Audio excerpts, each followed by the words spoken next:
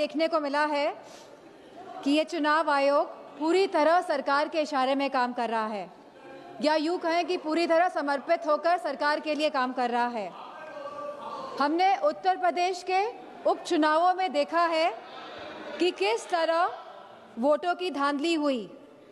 कि किस तरह बीजेपी ने मनमानी करी और लगातार चुनाव आयोग को शिकायत करने के बावजूद भी चुनाव आयोग ने कोई भी एक्शन नहीं लिया। और इसी के साथ यह भी देखने को मिला कि पुलिस खुद सादे कपड़े पहनकर वोट डालती नजर आई बूथ के अंदर, लेकिन चुनाव आयोग ने कोई भी अधिकारियों के खिलाफ कार्रवाई नहीं करी। सीसी फुटेज की जब मांग करी गई चुनाव आयोग से, तो चुनाव आयोग ने सीसी फुटेज तो नहीं दिए। इसी के साथ एक ऐसा कानून लेके आई है जहां पे कहा गया है कि 45 दिन के अंदर सीसी फुटेज हटा दिए जाएंगे। चुनाव आयोग पूरी तरह से पूर्ण तरीके से पक्षपाती स्वरूप में नजर आ रहा है। और यह हम इसलिए भी कहना चाहेंगे कि चुनाव आयोग का जो ये स्वरूप बदला है वह इसीलिए बदला है जब से चीफ जस्टिस ऑफ इंडिया को हटाकर यूनियन मिनिस्टर को अपॉइंटमेंट ऑफ इलेक्शन कमीशन में लगाया गया है। तो कहीं ना कहीं जो बिल पास हुआ दिसंबर 2023 में, जहां पे absolute legal immunity for any action by the election commission, इसके साथ साथ protection from accountability and scrutiny, जो इस तरह का सुरक्षा कवच एक चुनाव आयोग को दिया गया, इस वजह से चुनाव आयोग पूर्ण तरीके से समर्पित होकर सरकार के लिए काम कर रहा है। जो एसआईआर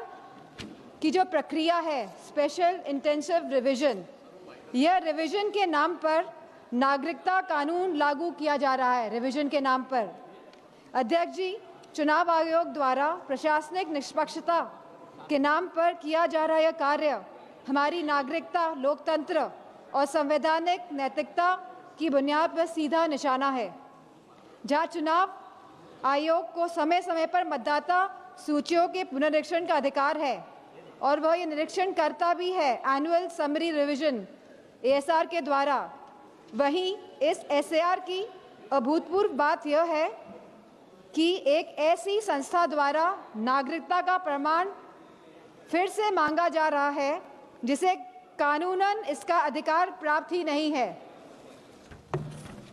अब तक चुनाव आयोग एक ऐसी संस्था रहा है जिसका उद्देश्य हर मतदाता को शामिल करने का रहा है,